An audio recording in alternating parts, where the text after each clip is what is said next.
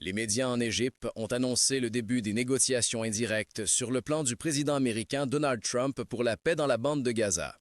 Les discussions à Sharm el-Sheikh entre Israël et l'organisation militante islamique palestinienne Hamas, selon le groupe télévisuel Al-Qahira News, qui est proche du service secret égyptien, se sont d'abord concentrées sur les conditions fondamentales pour la libération des otages et des prisonniers.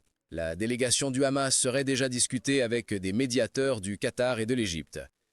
Le plan de paix du président américain Donald Trump comprend, entre autres, la libération de tous les otages détenus par le Hamas, en échange de la libération des prisonniers palestiniens par Israël. Trump lui-même s'est dit optimiste quant à l'avancement des discussions jusqu'à présent. Le Hamas a accepté beaucoup de choses importantes, nous progressons bien, aurait-il déclaré. Trump a nié qu'il y ait eu des tensions entre lui et Benjamin Netanyahou concernant l'accord de Gaza. Ce n'est pas vrai, la conversation a été très positive, a déclaré le président américain dans le bureau ovale.